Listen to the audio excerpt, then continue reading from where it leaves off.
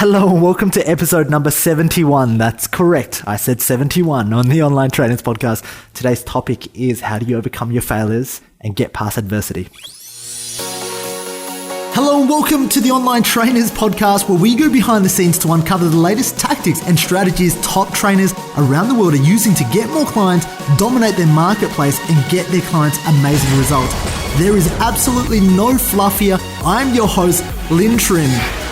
Now, just as we hit the end of 2016, I know we've got a month to go, so I'm talking a little bit early because I like to anticipate what the next year is going to look like. And, I don't want you to get all frantic because when I start to look back and I go, well, what did I get done in 2016?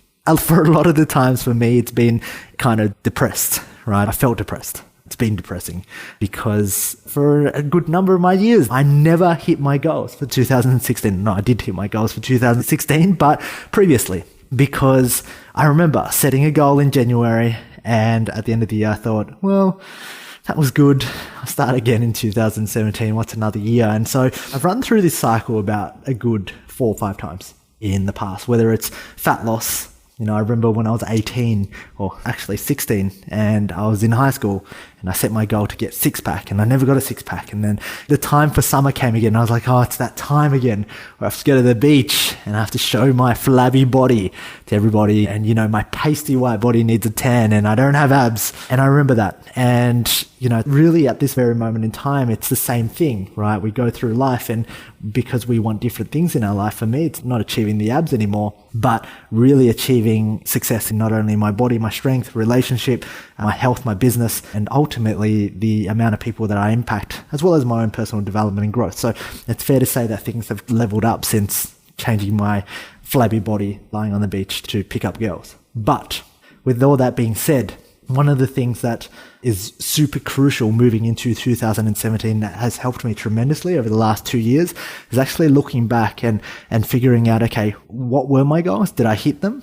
And really assessing yourself on an objective level. Do not be subjective. I don't want you to get emotional because I got emotional about this and I got, it's so easy to tell yourself that you're not good enough, tell yourself that you suck, tell yourself that, you don't know enough and come up with all these stories. But, that's having that victim mentality.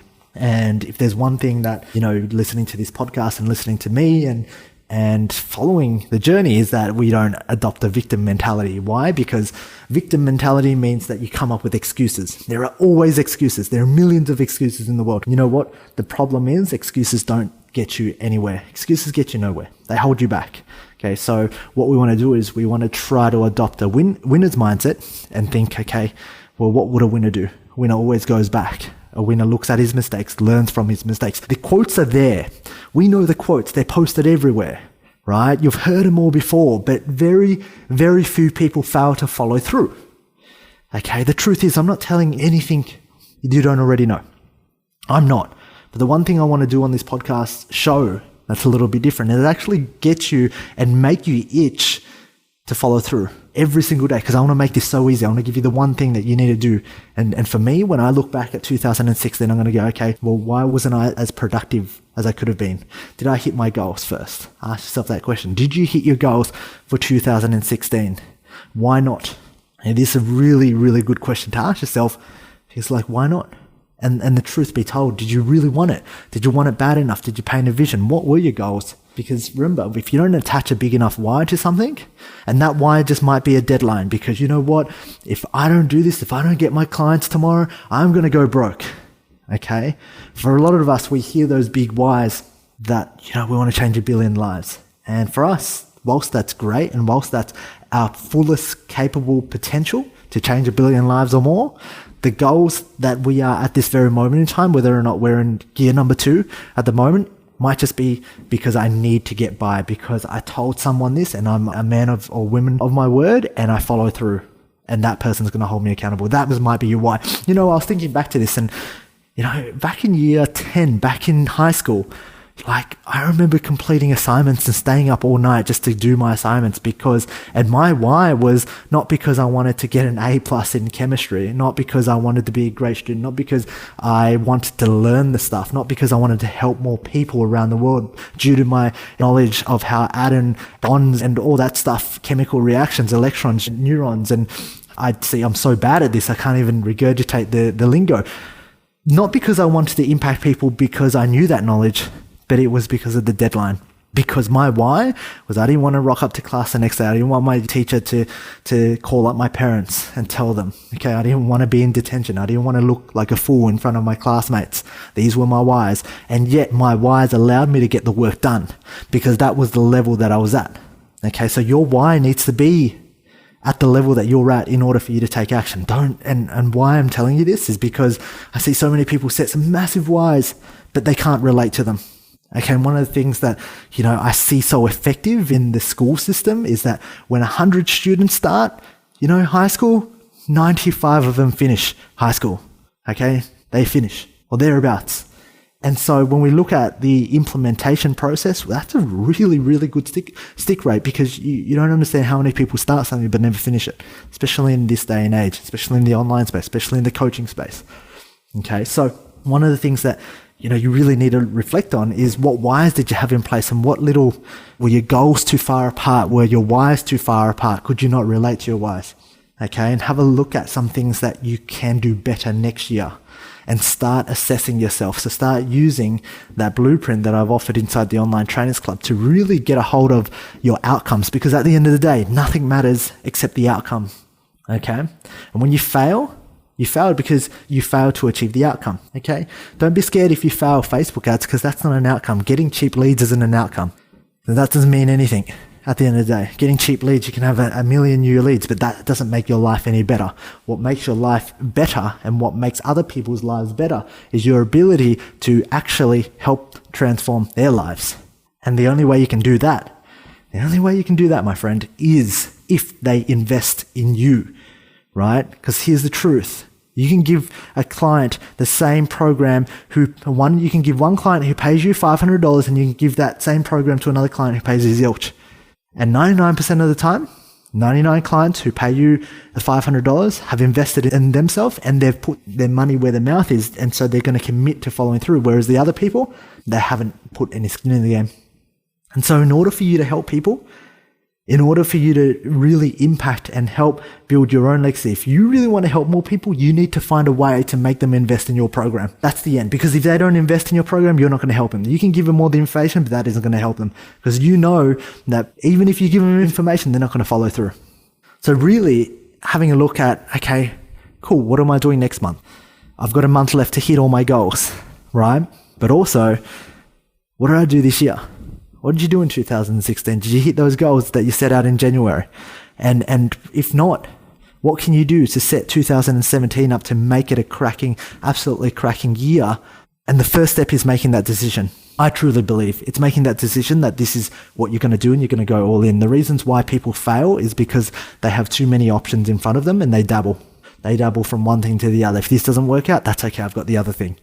Okay. If an ebook doesn't work out, okay, I can do a membership site.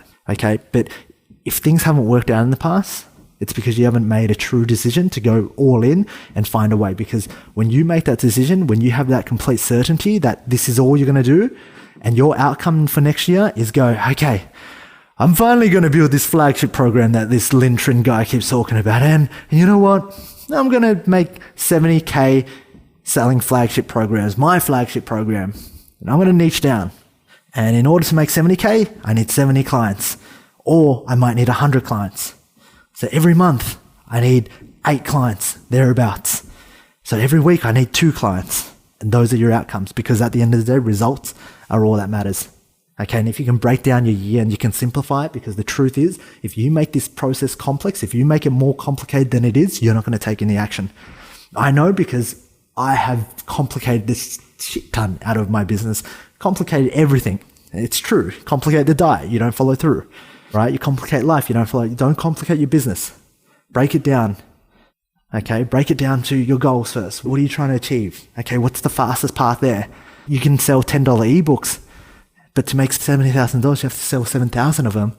It's like, wow, you can't even get 7,000 leads. How can you get 7,000 customers, right? In order to get 7,000 customers, you probably need 700,000 leads, yeah, on average, for the average trainer.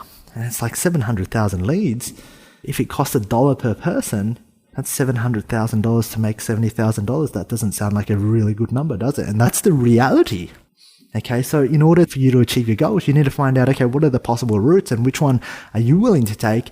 And the way I'm painting this for you, the quickest, easiest way is to choose a niche and make that decision today that you're going to stand on top of that mountain and claim your state, your territory for this niche, and do everything possible that you can in the next month, in the next 6 months to immerse yourself, get results, and then start dominating that small area. Okay, so this podcast episode was really brought to you because I wanted you to really break down and see what you did in 2016, but set yourself up in 2017 so that you make a big change. Because ultimately, at the end of the day, if you're not changing, it doesn't matter for me. Because at the end of the day, my results are based on how many people, how many personal trainers, how many coaches I can help, okay, by helping you make change. Because when you make change, you then have this kind of ripple effect into the world. And as much as I'd love to say I help 1 billion people, the fastest way for me to get there is to help you help more people. Okay, but the direct impact is today, this month, I want to help 10 new trainers build their business every single month.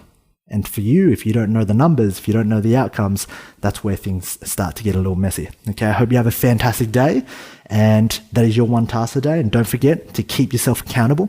Share this podcast episode, trainer, coach, mentor, whoever you want to go and keep you accountable, because at the end of the day, you can't do this by yourself. Okay, there's only one of me, there's one of you, so go and find another person of you and like you to go and do this together with. Have a great day. I'll see you in the next podcast episode.